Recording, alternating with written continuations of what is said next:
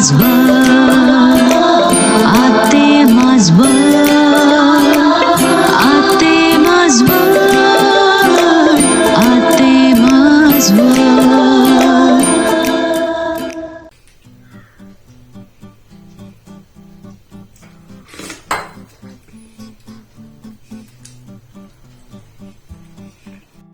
Hello നമസ്കാരം, എല്ലാവർക്കും അത്തമാസ് പള്ളിയിലേക്ക് സ്വാഗതം.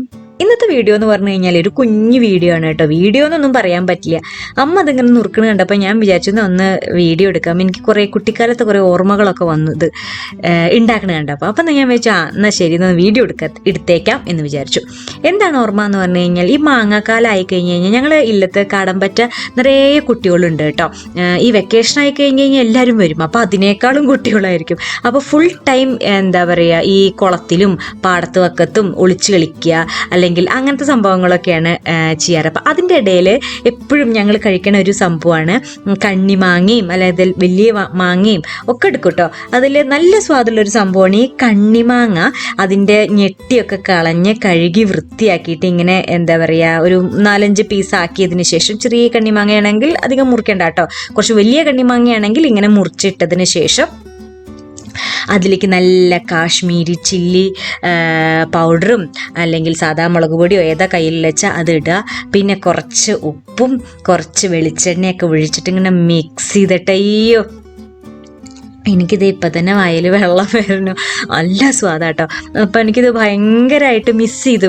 പണ്ടത്തെ ഓർമ്മകളിലേക്ക് ഞാൻ ഇങ്ങനെ പോയി. അപ്പം ഞാൻ വേഗം ഒന്ന് വീഡിയോ എടുത്തിട്ട് ഞാൻ നിങ്ങൾക്കും കൂടി കാണിച്ചു തന്നതാണ്. ഇത് എല്ലാവർക്കും ഇഷ്ടമുള്ളൊരു സംഭവം തന്നെയായിരിക്കും. അച്ഛനും ഭയങ്കര ഇഷ്ടമാണ്.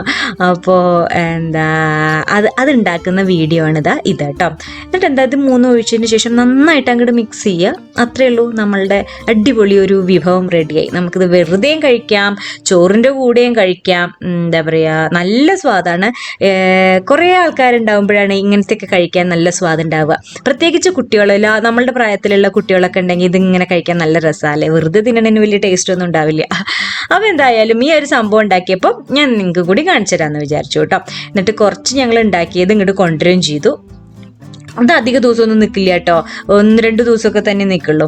അപ്പോൾ എന്തായാലും ഇത് കൂട്ടിയിട്ട് അച്ഛൻ ഊണ് കഴിക്കുന്ന ഒരു വീഡിയോയും കൂടി നമുക്ക് കാണാം.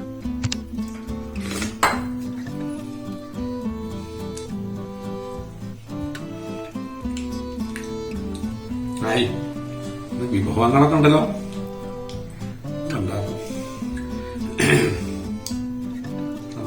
ഇതെന്താ പച്ച ചീരയാണത്? പച്ചച്ചീര ഇവിടെ ഉണ്ടായതാ.